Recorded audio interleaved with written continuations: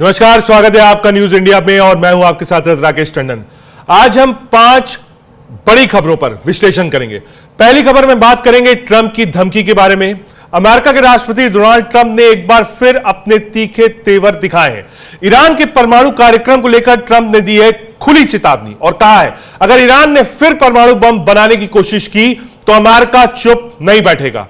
Trump का दावा है कि यूएस हमलों ने ईरान के न्यूक्लियर प्रोग्राम को दशकों पीछे धकेल दिया है। इतना ही नहीं, ट्रंप ने यह भी कहा कि अब ईरान खुद ही यूरेनियम संवर्धन यानी एनरिचमेंट नहीं करना चाहता। तो क्या एक और जंग की आहट है?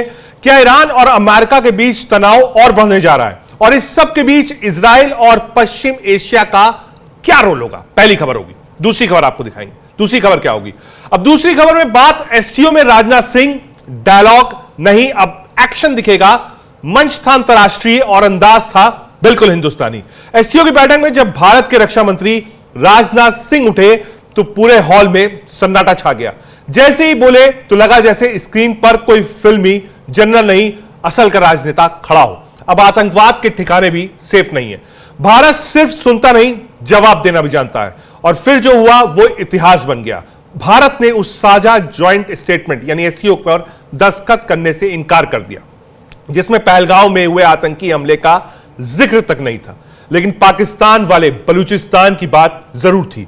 यानी साफ कह दिया गया ये नया भारत है, ये चुप नहीं रहता है। तो क्या एससीओ में भारत ने पाकिस्तान को कूटनीतिक पटकनी दी है?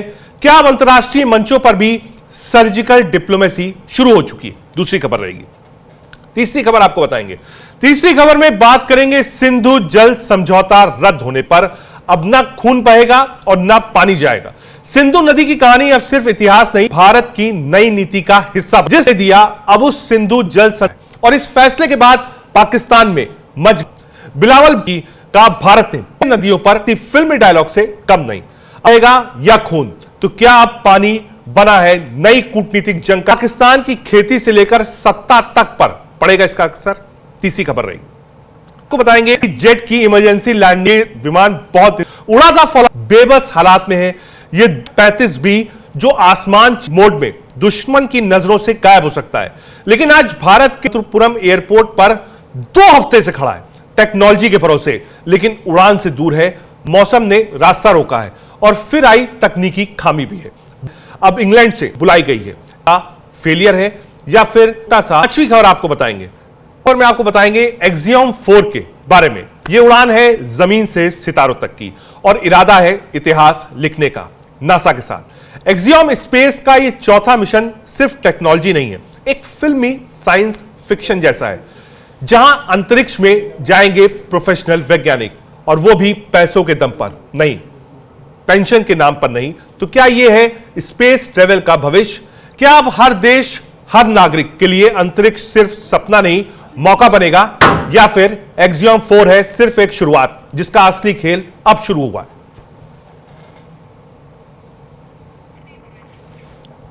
आगे बढ़ते हैं।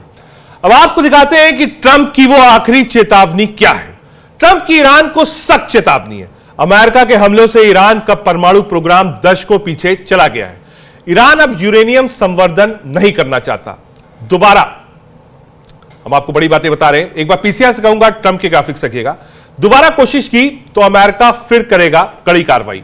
ईरान को परमाणु उपकरण हटाने का मौका तक नहीं मिला। हम आपको राजनाथ सिंह के एससीओ में बड़ी बातें बता रहे हैं, आप देख सकते हैं।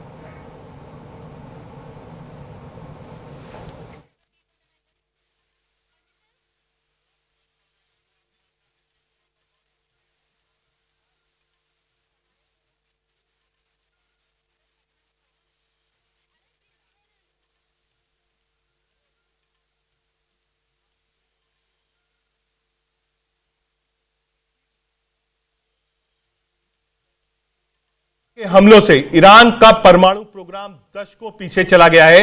ईरान अब यूरेनियम संवर्धन नहीं चाहता है।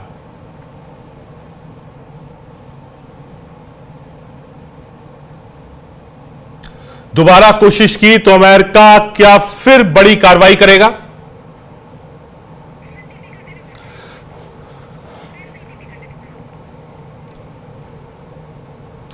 राजनीति और सुरक्षा की दुनिया में फिर एक बड़ा तूफान उठ खड़ा हुआ है।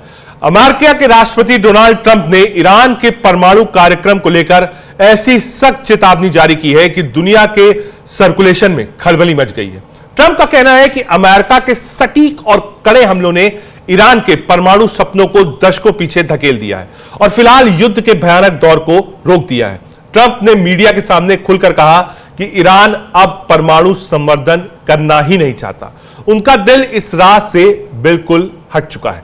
सोचिए, जो देश अपनी ताकत पर नाज करता था, अब उसकी अपनी योजनाएं इतनी तेजी से टूट रही हैं कि उसके पास अपनी परमाणु साइट से उपकरण निकालने का वक्त तक नहीं है। लेकिन यह सिर्फ एक चेतावनी नहीं है, यह अमेरिका का एक कड़ा संदेश है पूरे विश्व को कि अगर ईरान फिर से परमाणु बम बनाने की कोशिश करता है तो वह इससे अछूता नहीं है। ट्रंप ने स्पष्ट किया है कि अमेरिका ने अपना सबक सिखा दिया है और जरूरत पड़ी तो एक बार फिर से बेहद सख्त कार्रवाई करेगा। अब सवाल यह है, इस बयान से ईरान और इजराइल के बीच पहले से चल रहे तनाव पर क्या असर पड़ेगा? क्या मध्य पूर्व में कोई और बड़ा संघर्ष होने वाला है या फिर यह ट्रंप की राजनीतिक रणनीति का हिस्सा है जो अपनी ताकत दिखाने के लिए ऐसा बोल रहे हैं? आज हम इस रिपोर्ट में आपको बताएंगे कि ट्रंप ने क्या कहा जो पूरी दुनिया में एक चेतावनी के रूप में गंभीरता से लिया गया, और इस कूटनीतिक जंग के अगले कदम में क्या हो सकता है। ट्रंप की बड़ी बातें हम आपको बताते हैं कि ट्रंप की आखिरी चेतावनी क्या है।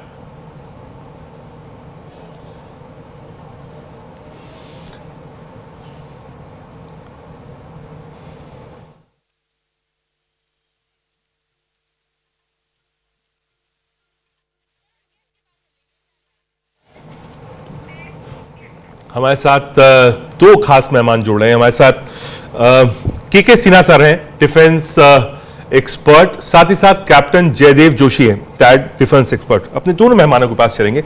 सबसे पहले जयदेव जोशी जी, आपके पास चलना चाहूंगा। ट्रंप बार बार कह रहे हैं कि सब हमने नष्ट कर दिया है। ईरान कह रहा है थोड़ा बहुत नुकसान हुआ है, लेकिन ईरान कह रहा है कि आप उकसाइए मत। ईरान कह रहा है हम अपना परमाणु कार्यक्रम जारी रखेंगे। डेफिनेटली दोनों तरफ से अलग अलग दावे किए जा रहे हैं, अलग अलग बातें की जा रही है। एक तरफ हम सुन रहे हैं कि अमेरिका किस तरीके से अपने हथियारों का, अपने बॉम्बर्स, अपने बॉम्ब्स का, उन सब का गुणगान गा रहा है। और अगर कोई अमेरिकी, वो न्यूज चैनल भी हो सकता है या कोई भी, अगर वही राग नहीं आलापता है तो ट्रंप उन्हें क्या बुलाते हैं। उन्होंने, कोई नाम देने में भी दिक्कत नहीं है, 3 न्यूज आउटलेट्स, बड़े न्यूज हाउसेस का नाम लेते हुए उन्हें एक बड़ा ही डिरोगेटरी शब्द स्कम, फ्रॉड और फेक और ये सारी बातें कही है। तो जब ये बात तक ट्रंप कहते हैं तो वो ये नैरेटिव बिल्ड करना चाह रहे हैं कि उन्होंने सब कुछ खत्म कर दिया है, और वो सुनना भी नहीं चाह रहे हैं कि क्या उन्होंने कुछ कम अचीव किया। दूसरी तरफ ईरान अपनी बड़प्पन की बात कर रहा है कि हमने कैसे अमेरिका के मिलिट्री बेस पे अटैक कर दिया। पर इन सभी दावों के बीच में एक बात जो है वो एकदम पुख्ता तौर पे की जा सकती है, वो ये बात है कि अगर ईरान अपने यूरेनियम को शिफ्ट करना चाहता तो उनके पास टाइम बहुत था, शायद कर दिया होगा, एक ऑप्शन। दूसरा, जो टेक्निकल नो हाउ ईरान ने ले लिया है वो कहीं नहीं जाएगा, तो कभी भी अगर चाहे तो ईरान उस राह पे फिर से चल सकता है। तीसरा, खुमैनी के तेवर बिल्कुल ही कमजोर हो रहे हो, नरम पड़ रहे हो, ऐसा बिल्कुल नहीं हो रहा है। वो तैयार है, वो अगेन दोबारा कह रहे हैं कि बिल्कुल कहीं कोई शक सुबह नहीं है, वो बिल्कुल आप कहिए बिल्कुल फॉरवर्ड खेल रहे हैं। आवाज मिली सर आपको? जी जी, अब क्या आवाज आ रही है? बिल्कुल आ रही है। मैं कह रहा हूं वो फॉरवर्ड खेल रहे हैं, वो कहीं से परेशान नहीं दिखे। कोई ऐसा बयान ऐसा नहीं है जो वो माने कि यहां बहुत बड़ा नुकसान हो गया है, या किसी दबाव में नहीं है। अमूमन ऐसा होता है कि जब भी सत्ता परिवर्तन, खास तौर से हमेशा अमेरिका को करना होता है, इस तरीके की दबाव की बातें करी जाती हैं, अटैक किया जाता है, उसके बाद दबाव में लिया जाता है, आदमी बैकफुट में चला जाता है। अमेरिका का कोई दबाव ईरान पर या ईरान की लीडरशिप पर नहीं है। एग्जैक्टली बिल्कुल कोई भी दबाव अमेरिका के अटैक का, उनकी डिप्लोमेसी का ईरान के ऊपर नहीं है, ये कहा जा सकता है। और कुछ टाइम पहले ही खुमैनी ने जो नेशन को एड्रेस किया, उसमें ये बात उन्होंने ये कहा कि कंप्लीट सरेंडर, ऐसी बात जब ट्रंप करते हैं तो this great Republic of Iran के लोगों को सरेंडर शब्द का अर्थ समझ में नहीं आता है। तो इतने कड़े तेवर अगर ईरान दिखा रहा है, एंड हम गलती ना करें, हम क्या, अमेरिका को भी ये गलती नहीं करनी चाहिए कि ईरान को हमास, हाउदी या फिर हिजबुल्लाह के जैसा कोई प्रॉक्सी संगठन मान के चलने की।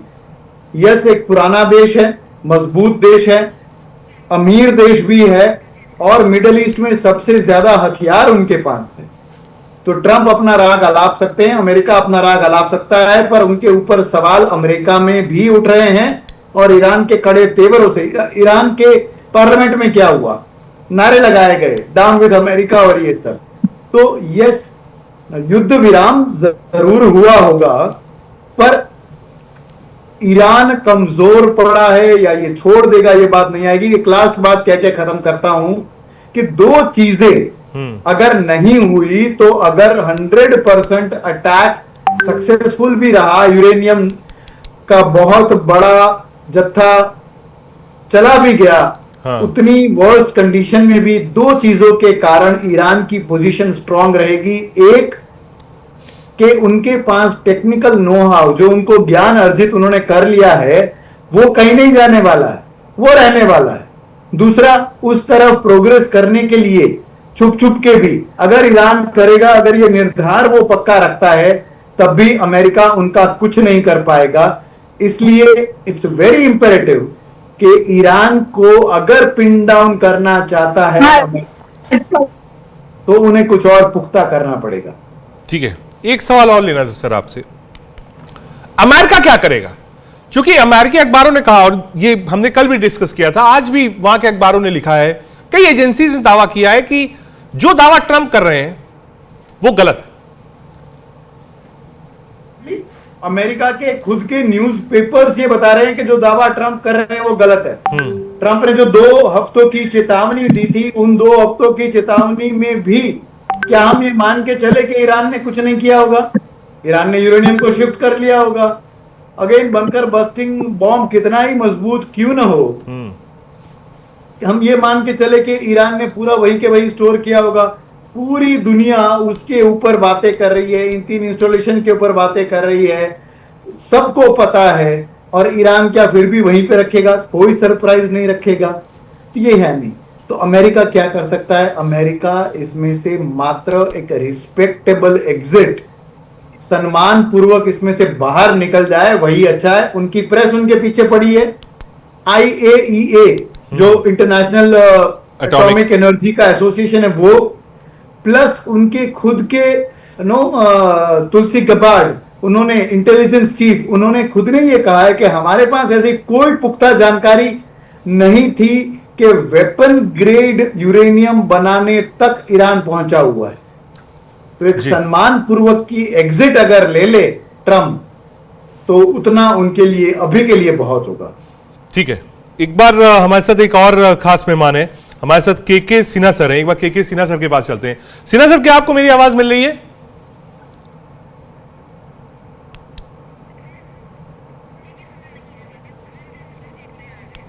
ठीक है, एक बार रंजन मुखर्जी हमारे साथ हैं, उनके पास चलते हैं। रंजन मुखर्जी जी, आपको आवाज मिल रही मेरी सर? जी नमस्कार, मिल रहा है। ट्रंप क्या करेंगे सर अब? देखिए, ट्रंप क्या करेगा उससे पहले एक चीज हमको समझना है। तुलसी गबार्ड ने कहा कि पूरा हमको कोई प्रूफ नहीं मिला पुख्ता, लेकिन उसके बावजूद भी अमेरिका और इजराइल क्यों आगे पीछे पड़ा, ईरान का ये बड़ा बेसिक मुद्दा है।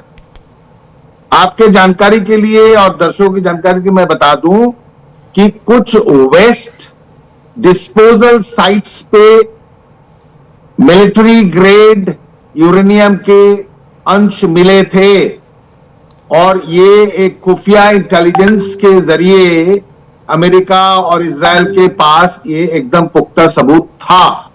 इसके चलते पूरा का पूरा चीज जो है वो हुआ शुरू। तो देखिए, ईरान जैसे कंट्री पे प्रेशर बहुत था, लेकिन पिछले 20 साल से ऊपर से वो लोग कोशिश कर रहे थे इसके लिए, और वो दिखाते थे कि भाई हम नहीं कुछ बना रहे हैं, पर जरूर कुछ पक रहा था, इसके चलते ये अटैक हुआ। अभी ट्रंप क्या करेगा, उससे भी इंपॉर्टेंट चीज ये है कि दिस इज अ ब्रीदर, अभी सांस लेने का फुर्सत मिला है और अब चाहिए वर्ल्ड पावर्स को और दोनों देश के जितने हमारे अच्छे लोग, उनको इंडिया के मध्यस्थता, बाकी कंट्रीज के मध्यस्थता थे, कैसे एक नॉर्मल सी वहां पे आए, ये बहुत इंपॉर्टेंट मैटर है और इस चीज को हम लोग को इंश्योर करना चाहिए। ठीक है, ये बड़ी बातें हम आपको ट्रंप की दिखा रहे हैं। ट्रंप ने क्या क्या कहा है और क्या कुछ करने की कोशिश करी है।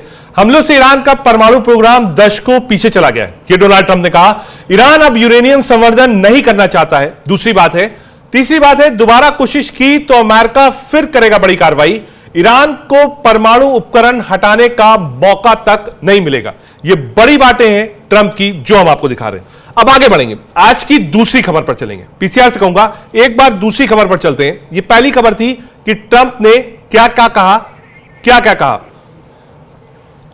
ये बड़ी बातें आपको ट्रंप की बता रहे हैं, आप अपनी स्क्रीन पर देख सकते हैं फुल ग्राफिक्स।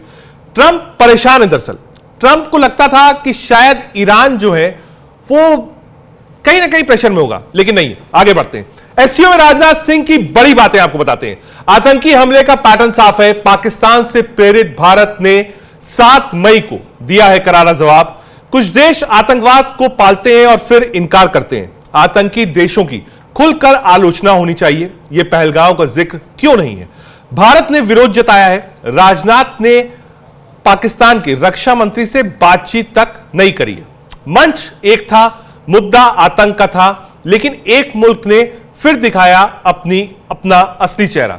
चीन के किंगदाओ में जब शंघाई सहयोग संगठन यानी एससीओ की रक्षा मंत्रियों की बैठक हो रही थी, जहां दुनिया की निगाहें अब तक के खिलाफ एकजुटता पर, आतंक के खिलाफ एकजुटता पर थी, तभी भारत ने एक ऐसा कदम उठाया जिसने सबका ध्यान खींच लिया।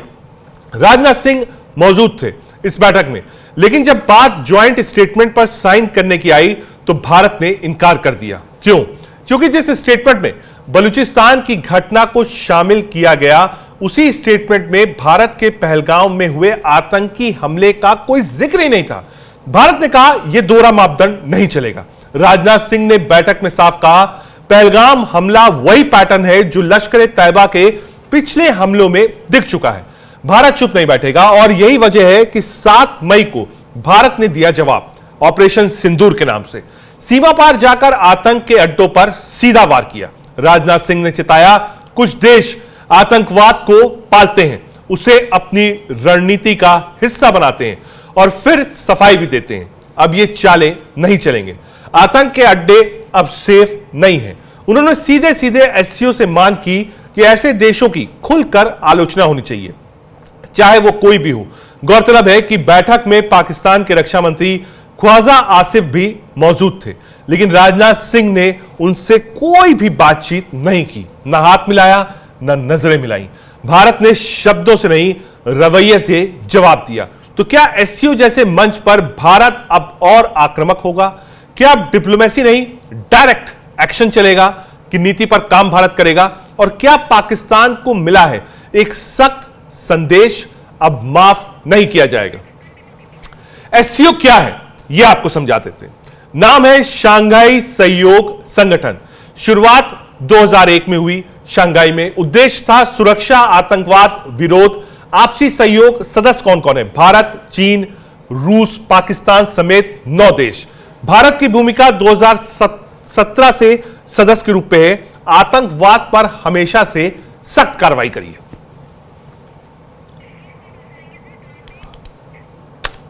हमारे साथ 2 खास मेहमान हैं, हम सीधे उनके पास चलते हैं।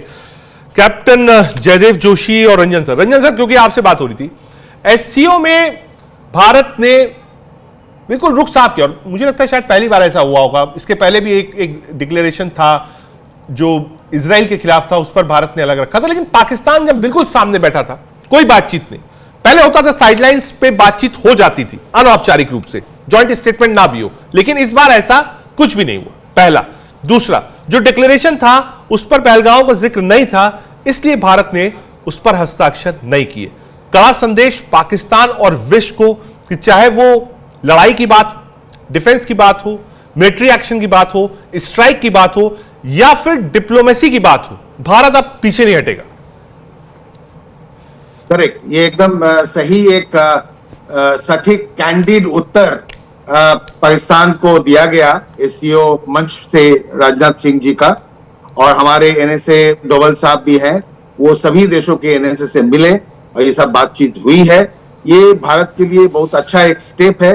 देखिए, एससीओ बहुत एक स्ट्रांग प्लेटफॉर्म है हमारे इस रीजन के लिए, और ये बहुत अहम बात जो है हमारे रक्षा मंत्री ने भारत के तरफ से वहां पे पेश किया, जिसके एक सटीक ठिकाने पे ये चीजें पहुंच गई है। पाकिस्तान का हालत, अभी पाकिस्तान गिरा रहा है चारों तरफ। सऊदी अरब से रिक्वेस्ट किया, सिंधु जो हमने चुक्ति को रद्द किया है उसके लिए गिरगिरा रहा है कि हम लोग प्यासे मर जाएंगे, भारत को बोलो हम लोग को रहम करे, घुटने पे आ गए हैं। तो ये बड़ा सटीक निर्णय था हमारे देश का, रक्षा मंत्री का, प्रधानमंत्री का, एनएसए का, जो ये एक्शन लिया गया। ठीक है, हमारे साथ जयदेव जी भी हैं।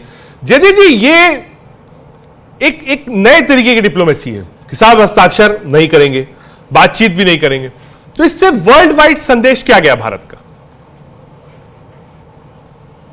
इससे जो वर्ल्ड वाइड संदेश जो जा रहा है वो ये है कि भारत अब किसी भी तरीके से आतंकवाद की बात हो और पाकिस्तान की बात ना हो, ऐसी स्थिति का स्वीकार नहीं करने वाला है। जैसे हमारे प्रधानमंत्री जी ने बहुत बार कहा है, वैसे ही गुड टेररिज्म और बैड टेररिज्म में कोई फर्क नहीं है। और ऑपरेशन सिंदूर के बाद जो 3 बड़ी बातें कही थी, उनमें से एक बात प्रधानमंत्री जी की कि भारत अब कोई डिफरेंस नहीं करेगा किसी आतंकी संगठन और आतंक को बढ़ावा देने वाले देश के बीच में। तो भारत की नजर में पाकिस्तान वही है जो लश्कर ए तैयबा है या हिजबुल मुजाहिदीन है या कोई भी अलकायदा या कोई भी आतंकी संगठन है। So it's very clear India के लिए ये कि हम उनमें कोई फर्क नहीं करते हैं। और यही बात हर जगह पे, हर मंच पे भारत अंडरस्कोर कर रहा है। भारत ने यह भी कह के ट्राई कर लिया कि हम लोग हमेशा ये बात मेंटेन करेंगे कि टेरर और टॉक्स दोनों एक साथ नहीं हो सकते। बट अब हम उससे भी एक कदम आगे बढ़े हैं कि टॉक ना करके एकदम सपोज साइलेंस में चले जाए, ऐसा भी नहीं। ठीक है, एक कड़ा संदेश दिया। मैं वापस आऊंगा, अब अपनी तीसरी खबर की तरफ चलेंगे हम। तीसरी खबर, जी हां, ये जो सिंधु जल समझौता भारत ने रोका है, क्यों सिंधु जल समझौता टूटा? पहलगांव आतंकी हमला था, बार बार संघर्ष विराम का उल्लंघन था, आतंक को समर्थन दोहराया गया था और इससे सुरक्षा पर असर पड़ा था, इसीलिए यह सिंधु जल समझौता टूटा था। असल में दुनिया की जो नजर थी वो दुनिया की नजर थी ईरान और इजराइल पे, पाकिस्तान पर लोगों की नजर नहीं गई। हम आज ये खबर क्यों दिखा रहे हैं? क्योंकि पाकिस्तान इस समय बिलबिला रहा है। बिलावल भुट्टो को अगर आप सुनिए तो वो बार बार कह रहे हैं हम जंग के लिए तैयार हैं, पानी आप नहीं देंगे तो खून बहने के लिए तैयार है। पानी या खून, पाकिस्तान की फिर गीदड़ भभकी है। एक बार फिर पाकिस्तान का पारा चढ़ा हुआ है और जुबान जहर उगल रही है। वजह है भारत का सख्त फैसला, सिंधु जल समझौते को रद्द करना। और अब पाकिस्तान के ड्रामेबाज नेता बिलावल भुट्टो जरदारी ने एक बार फिर भारत को धमकी दे डाली है, वो भी खुलेआम युद्ध की। बिलावल भुट्टो बोले हैं अगर भारत समझौते को नहीं मानेगा तो पाकिस्तान 6 नदियों पर कब्जा कर लेगा। जी हां, वही पाकिस्तान जो खुद प्यासा है अब भारत की नदियों पर दावा कर रहा है। बिलावल की गीदड़ भभकी दी है कि या तो भारत संधि माने या युद्ध के लिए तैयार रहे। और यही नहीं, वो ये भी बोले हैं कि इस पानी में खून बहेगा या मेरा। अब सोचिए यह धमकी किसके बाद आई? 22 अप्रैल को पहलगांव में 26 निर्दोष पर्यटकों की पाकिस्तान प्रायोजित आतंकियों ने हत्या कर दी। भारत चुप नहीं बैठा। भारत ने लिया फैसला सिंधु जल समझौते को हमेशा के लिए खत्म करने का। गृह मंत्री अमित शाह ने संसद में साफ कहा था, अब ना खून और ना पानी एक साथ बह सकता है। और इस बयान के बाद पाकिस्तान में मच गई खलबली। बिलावल भुट्टो का बयान साफ इशारा है कि भारत के फैसले से पाकिस्तान पूरी तरह तिलमिलाया हुआ है। अब सवाल यह है, क्या पाकिस्तान वाकई युद्ध चाहता है? क्या नदियों पर कब्जे का सपना देख रहा है पाकिस्तान अपने हालात भी कभी देख पाएगा? और क्या भारत अब पानी को भी राष्ट्रीय सुरक्षा का हिस्सा मान चुका है? एक बयान आपको सुनाते हैं जो बिलावल भुट्टो ने दिया था। नहीं मानते सिंतास मुआहिदा को, डैम और कनाल्स निकालने की कोशिश करेंगे तो फिर पाकिस्तान जंग करेगी और हम 6 के 6 दरिया के पानी अपने अवाम को दिलवाएंगे।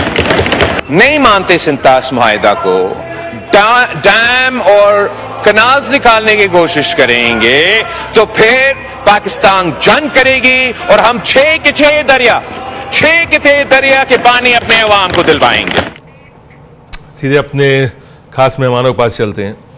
जयदेव सर, ये एक बड़ा इशू था जो भारत ने फैसला लिया। कई बार ऐसी स्ट्राइक्स हुई, कई बार अनफ्रंट हुए, लेकिन ये बड़ा फैसला लिया गया। अब पाकिस्तान बिल्कुल बिलबिला रहा है। आप देखिए, एक तरफ सिंधु, एक तरफ सिंदूर और एक तरफ एससीओ, 3 तरफ से आक्रमण है पाकिस्तान पर। जी, ये बहुत ही अच्छा नैरेटिव आपने दिया और बड़ी अच्छी आपने बात करी कि एक तरफ सिंधु और दूसरी तरफ सिंदूर। हाँ। तो बड़ा अच्छा ये आपने नो एनालॉजी बिठाने का ट्राई किया, बहुत अच्छी बात की आपने। बट क्यों भारत ये कर रहा है? भारत ने सिंधु जल संधि को तब भी अबेयंस में नहीं रखा था जब भारत के ऊपर बड़े टेरर अटैक्स हुए थे। हमने ये तब भी नहीं किया जब 4 बड़ी लड़ाइयां और एक कारगिल युद्ध हुआ। अब क्यों किया? क्योंकि अब पानी सर से ऊपर हो चुका है, इसलिए भारत को ये करना पड़ा। और इस बार भारत ने इकोनॉमिक, डिप्लोमेटिक और ये वाटर स्ट्राइक अगर कहे इसको हम, तो ये भी हमने की before we went into operation Sindoor. और ये करने से पहले और ये करने के साथ साथ इंपॉर्टेंट ये भी है कि हम समझे और उससे भी ज्यादा पाकिस्तान ये समझ ले कि ये सिंधु जल संधि है क्या। ये जल संधि के बड़े बेसिस में ये बात थी कि आप इस संधि में एंटर कर रहे हैं, बट ये चालू रहेगी in the spirit of goodwill. ये लिखा हुआ है कि गुडविल बरकरार रही तो। भारत अपर राइपेरियन कंट्री है। अपर राइपेरियन कंट्री मतलब जहां से नदी का उद्भव होता है और नीचे जाती है। तो कैसी मूर्खता की बात करते हुए दिखते हैं बिलावल भुट्टो कि 6 के 6 नदियों का पानी वो रोक लेंगे। उद्भव हमारे यहाँ आसपास से होता है, हमारे यहाँ से मैक्सिमम वो फ्लो होती है, फिर पाकिस्तान में जाती है। प्रैक्टिकल भी नहीं है उनके लिए ये रोक पाना, ना ही लीगली वो एनफोर्स करवा पाएंगे कि हम इस संधि को जो हमने अबेयंस में डाली वो निकाल दे। तो ये मात्र और मात्र अपने लोगों को अपीज करने के लिए, अपनी पार्लियामेंट में अपने लोगों को ये दिखाने के लिए कि हम कितने कड़े रुख और तेवर रखते हैं, इसके लिए दिया गया ये पॉलिटिकल बयान है। और बुला दिया गया हुआ पाकिस्तान। ठीक है, एक बार रंजन जी पर। रंजन जी, ये जो बार बार बिलावल भुट्टो, पहले तो उन्होंने एक तरीके से नकल की, हमने डेलीगेशंस भेजे वर्ल्ड में बातचीत करने के लिए, पाकिस्तान ने उसको कॉपी किया, फिर वो जहां गए उन्होंने कहा नहीं साहब हम तो सिंपैथी चाहते हैं आपसे। बिलावल बार बार जो ये युद्ध के लिए भड़का रहे हैं, क्यों ऐसा बोल रहे हैं? क्या पोजीशनिंग करना चाहते हैं? देखिए, Bilawal Bhutto is a very insignificant politician जिसका कोई स्टैंडिंग पाकिस्तान में ही अच्छा नहीं है। बिकॉज ही इज बेनजीर भुट्टोज सन, तो वो पॉलिटिक्स में है।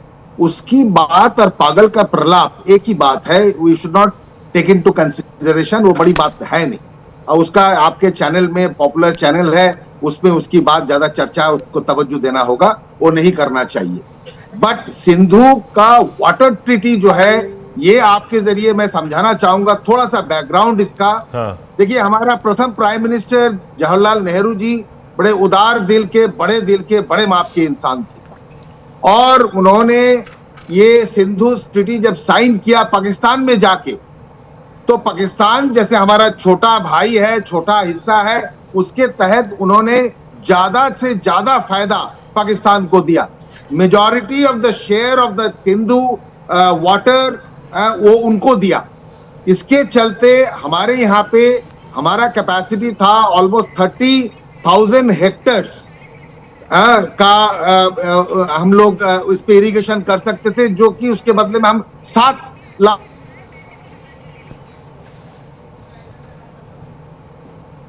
ठीक है, एक बार जयदेव जी के पास।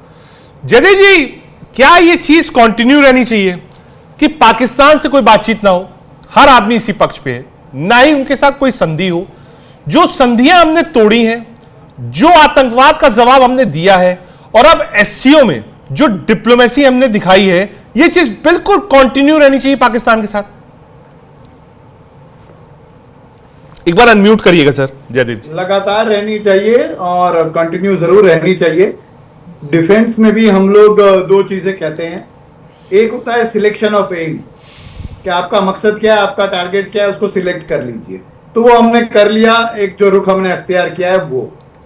दूसरा जो हम कहते हैं उसको बोलते हैं मेंटेनेंस ऑफ मोमेंटम, कि जो स्पीड हमने पकड़ी है, जो दिशा हमने पकड़ी है, जिस फोर्स के साथ हम आगे बढ़ रहे हैं किसी भी स्ट्रैटेजी में, उस मोमेंटम को, उस गति को, उस प्रबल प्रवाह को हमने मेंटेन करना चाहिए। तो आप एकदम सही कह रहे हो कि जो हमने ये दिशा पकड़ी है, जो रुख अख्तियार किया है, वो एकदम सही है। And we should go all out. बिल्कुल गो ऑन है। लेकिन भारत ने अपना रुख क्यों बदला है? तीनों पैटर्न्स आप देखिए, आपको समझाते हैं भारत ने रुख क्यों बदला। पाक समर्थित आतंकी भारत में लगातार हमले कर रहे थे, ये आपको बता रहे हैं कि भारत ने अपना कड़ा रुख क्यों रखा है। लगातार आतंकवाद पाकिस्तान की तरफ से ढकेला जा रहा था, हिंदुस्तान मुंहतोड़ जवाब दे रहा था। 22 अप्रैल को बड़ा आतंकी हमला हुआ, भारत का सब्र टूटा, सामने से शांति की बात हुई, पीछे से आतंक की साजिश करी गई। पाकिस्तान पानी का राजनीतिक इस्तेमाल कर रहा है, राष्ट्रीय सुरक्षा पहली प्राथमिकता है, अब पानी को भी सुरक्षा नीति से जोड़ा गया है। भारत ने सिंधु जल समझौते को रद्द कर दिखाई है सख्ती। ये आपको ग्राफिक्स के जरिए में समझाया। एक बार फिर से वापस चलते हैं जयदेव जी के पास। जयदेव जी, ये ट्रीटी जो थी, इसको खत्म करने के बाद सबसे ज्यादा प्रेशर में, मुझे लगता है ऑपरेशन सिंदूर से उतने प्रेशर में पाकिस्तान नहीं है जितना इस संधि को तोड़े जाने से। यस डेफिनेटली, क्योंकि कहीं ना कहीं पाकिस्तान ये जानता था कि भारत जब भी अटैक करेगा तो भारत उनके रिहायशी इलाकों में अटैक नहीं करेगा जैसे उन्होंने किया। अगर इंडिया अटैक करेगा तो अटैक करेगा उनके मिलिट्री इंस्टॉलेशंस में। तो जैसे आप कह रहे हो कि उनको ऑपरेशन सिंदूर से कम डर था, ये नहीं कि डर कम नहीं था। जब हमारे अकेले एक पायलट अभिनंदन वर्धमान भी जब वहां पे पहुंचते हैं, जाते हैं और उनको छोड़ते नहीं है, तो उनको असेंबली में, उनके संसद में ये बोलना पड़ता है कि टांगे थर थर कांप रही थी, ये बोला गया है वहां पे। तो डर कम ज्यादा यस हो सकता है, बट सिंधु नदी के पानी को रोकना, उसको चैनलाइज करना, उसके ऊपर ब्लॉकेड से पाकिस्तान को नुकसान इसलिए ज्यादा है कि ये हर जगह पे उनको इंपैक्ट करे।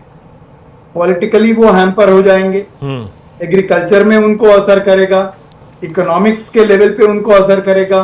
दूसरा, भारत और पाकिस्तान के बीच में एक मैन मेड आर्टिफिशियल एक ऑब्स्टिकल सिस्टम है, वो लड़ाई के तौर पे इसको भी यूज किया जाता है, इस बड़ी कैनाल सिस्टम को। ठीक है। इसका ड्राई हो जाना वो चीज भी कम कर देता है। तो मल्टीपल तरीकों से इस पानी का रोके जाना पाकिस्तान को असर करेगा, और इसलिए उनको इस बात का पिंच फील हो रहा है और इसलिए बौखलाया हुआ है। ठीक है, एक बार रंजन सर के पास।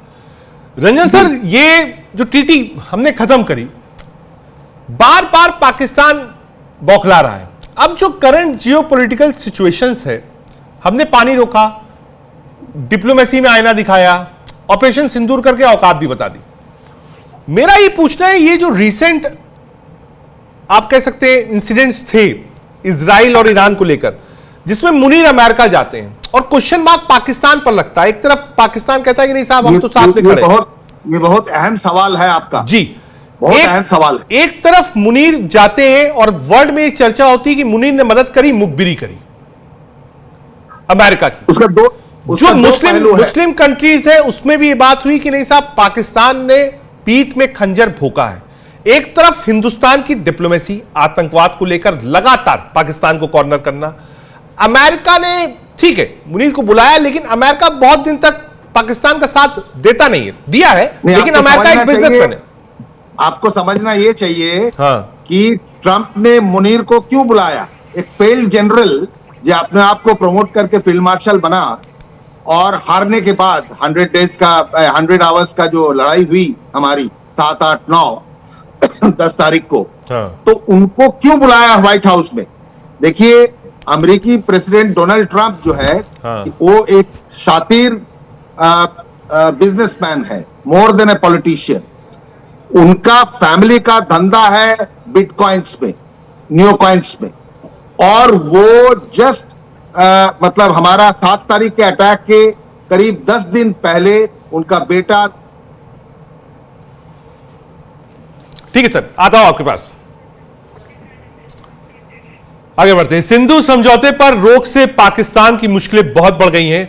कृषि पर बड़ा असर, पानी की भारी कमी हुई है, ऊर्जा संकट गहराया है, जनता में असंतोष बढ़ गया है। ये हम आपको बता रहे हैं। मुनीर भले ही गए हों, लेकिन ये जो ट्रीटी रोकी है भारत ने ट्रीटी रोक कर एक बड़ी मुश्किल पाकिस्तान के आगे खड़ी कर दी है। अब पाकिस्तान के राजनेता लगातार दूसरे देशों में जाकर बता रहे हैं कि साहब इस ट्रीटी के चलते पाकिस्तान और पाकिस्तान की आवाम बहुत परेशान है। आगे चलते हैं, अगली खबर का रुख करते हैं। आगे आपको बताएंगे कि F-35 विमान जो लगातार केरल में खड़ा हुआ है, वो क्यों खड़ा हुआ है, उसके पीछे वजह क्या है, क्या क्या लोगों ने बताया उसके बारे में। पहले कहा गया साफ फ्यूल नहीं है, फिर कहा गया हाइड्रोलिक्स में दिक्कत है, फिर कहा गया कुछ टेक्निकल दिक्कत है। आखिर दिक्कत है क्या, ये आपको बताने की कोशिश करते हैं। पूरा नाम है F-35B लड़ाकू विमान। जी हां, यह लड़ाकू विमान की इमरजेंसी लैंडिंग हुई। विमान ने 2 हफ्ते पहले की आपात लैंडिंग करी, तिरुवनंतपुरम एयरपोर्ट पर सुरक्षित उतरा। वजह बना खराब मौसम। HMS प्रिंस ऑफ वेल्स पर लौट नहीं पाया, यह हम आपको बता रहे हैं। लैंडिंग के बाद आई तकनीकी खराबी, जमीन पर खड़ा रहते हुए बिगड़ गया पूरा सिस्टम। ब्रिटिश इंजीनियरिंग टीम बुलाई गई। HMS प्रिंस ऑफ वेल्स के इंजीनियरों ने मांगी मदद। अब तक तय नहीं हो सका कि उड़ान की तारीख क्या होगा। जेट फिलहाल MRO हैंगर में जाएगा। दुनिया का सबसे महंगा फाइटर जेट माना जाता है और एक जमाने में भारत भी इसको लेना चाहता था।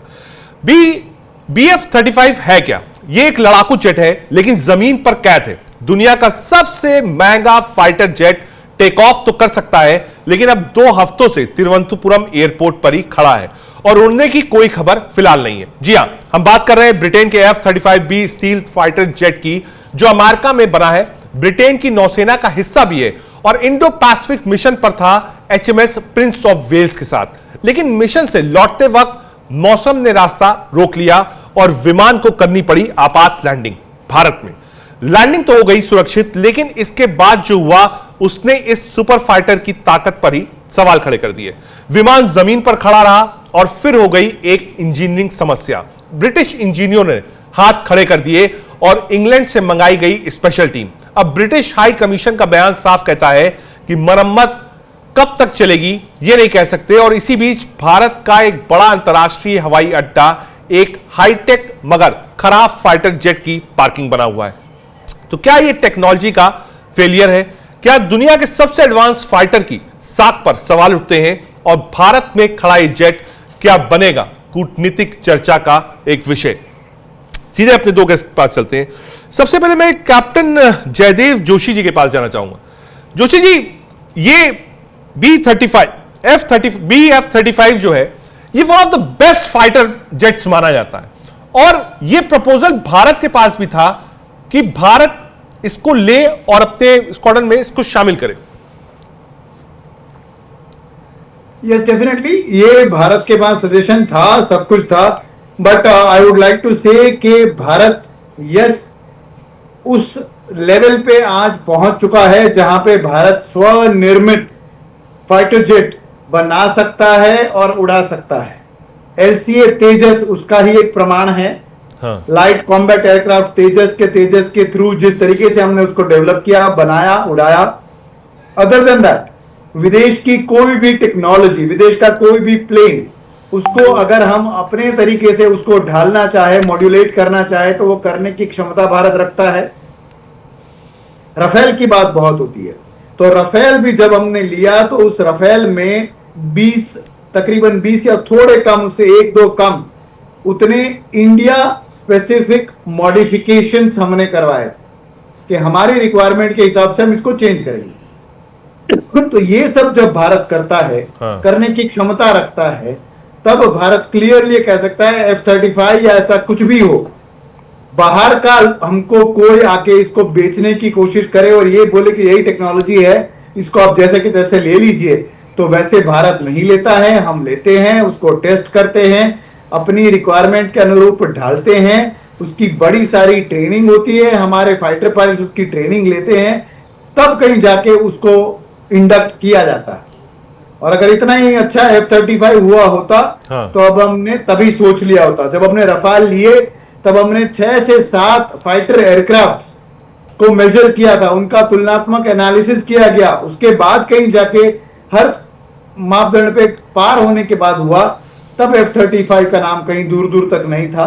तो यस, भारत का जो भी डिसीजन है वो सही डिसीजन है, और F-35 को ड्रॉप करके या आज तक ना खरीद के भारत एट लॉस नहीं है।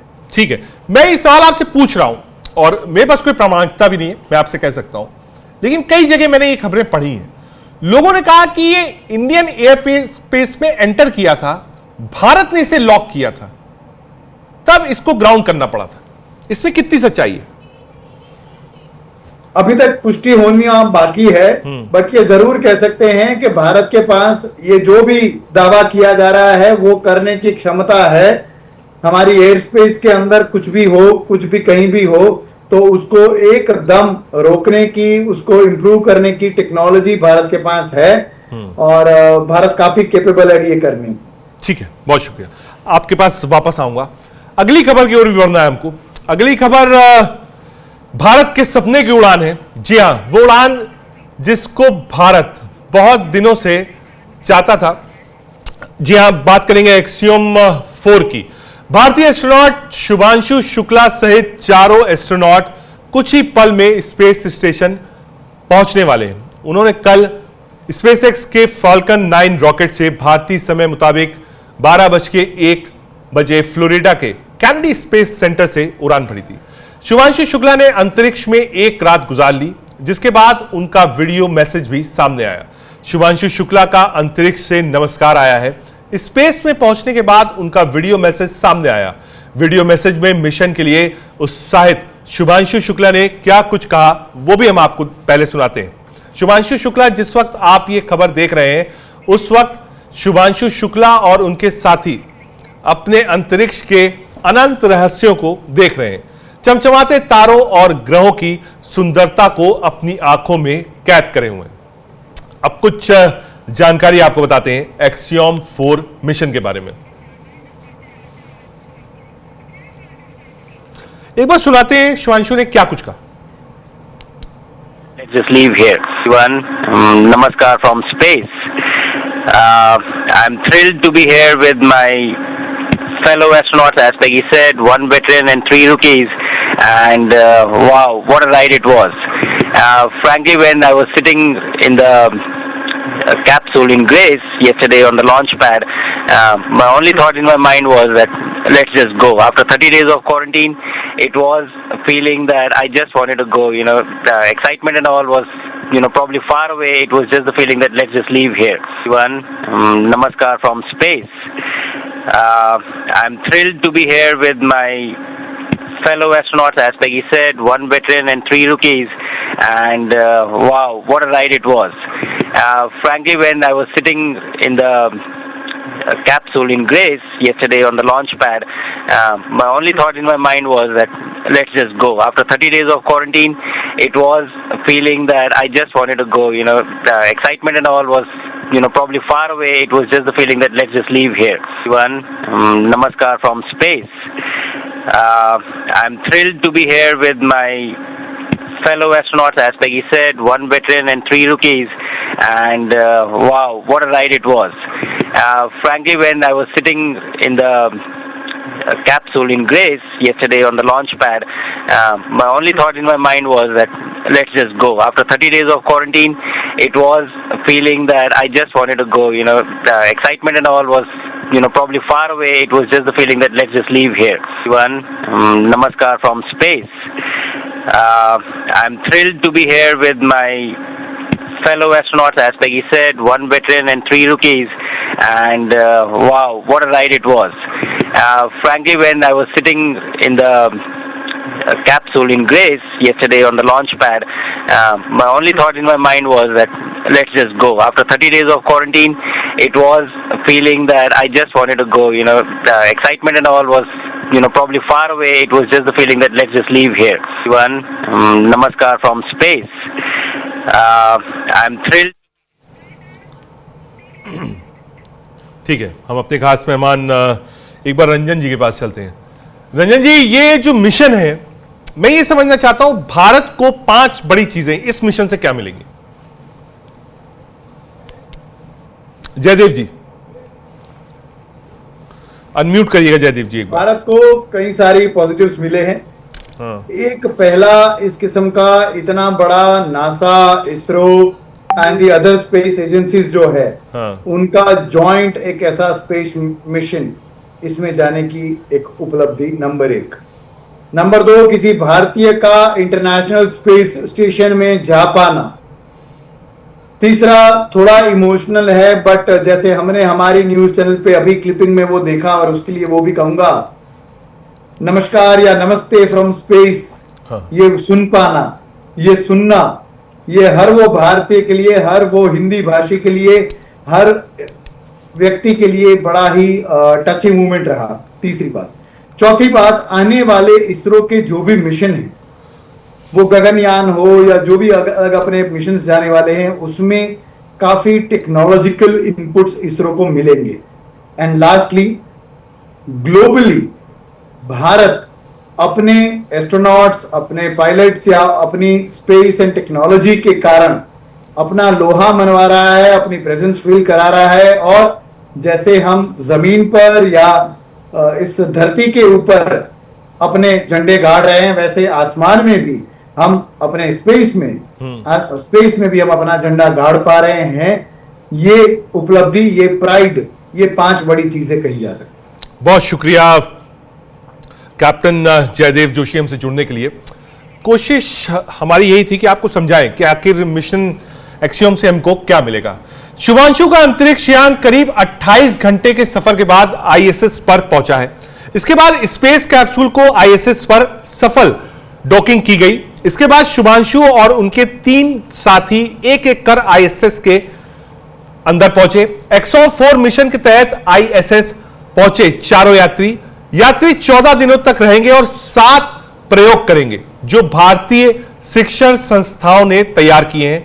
इनमें ज्यादातर बायोलॉजिकल स्टडीज होगी, जैसे कि अंतरिक्ष में मानव स्वास्थ्य और जीवों पर असर देखना। इसके अलावा वो नासा के साथ 5 और प्रयोग करेंगे, जिसमें लंबे अंतरिक्ष मिशनों के लिए डेटा जुटाएंगे। शुभांशु की टीम खेती की संभावनाओं पर भी प्रयोग करेगी, जिसके लिए वो 6 तरह के फसलों के बीज लेकर स्पेस गए हैं। यह प्रयोग अंतरिक्ष यात्रा के दौरान अन्न उगाने में मददगार होगा। इसके साथ ही अंतरिक्ष में सलाद के बीज अंकुरित करने पर भी रिसर्च करी जाएगी। शुभांशु के यह अनुभव भारत के गगनयान मिशन में काम आएगा। यह भारत का पहला मानव अंतरिक्ष मिशन है, जिसका उद्देश्य भारतीय गगन यात्रियों को पृथ्वी की निचली कक्षा में भेजना और सुरक्षित रूप से वापस लाना है। भारत के लिए यह मिशन कितना अहम है, अब जरा वो भी जान लीजिए। शुभांशु का यह अनुभव भारत के काम आएगा और भारत का नाम हुआ है। एक बार फिर से आसमान में भी भारत की जय हुई है। शुभांशु का यह अनुभव गगनयान मिशन के लिए भी बहुत मददगार होगा। वापस आने के बाद वो डेटा और अनुभव लाएंगे, वो भारत के अंतरिक्ष प्रोग्राम को आगे बढ़ाने में हेल्प कर सकता है। इस मिशन पर भारत ने अब तक करीब 548 करोड़ रुपए खर्च किए हैं। इसमें शुभांशु और उनके बैकअप ग्रुप कैप्टन प्रशांत नायर की ट्रेनिंग का खर्च भी शामिल है। ये पैसे ट्रेनिंग उपकरण और अंतर्राष्ट्रीय साझेदारी में लगे हैं।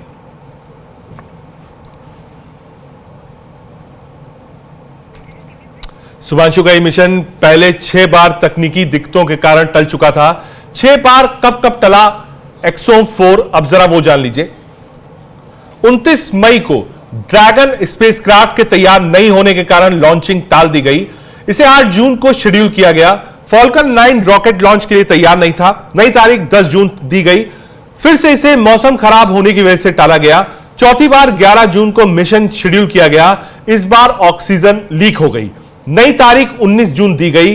मौसम की अनिश्चितता, क्रू मेंबर्स की सेहत के कारण टाल दिया गया। छठी बार मिशन को 22 जून के लिए शेड्यूल किया गया। आईएसएस के ज्वेदा सर्विस मॉडल के मूल्यांकन करने के बाद अतिरिक्त समय दिया गया, इसलिए इस मिशन को फिर से टाला गया।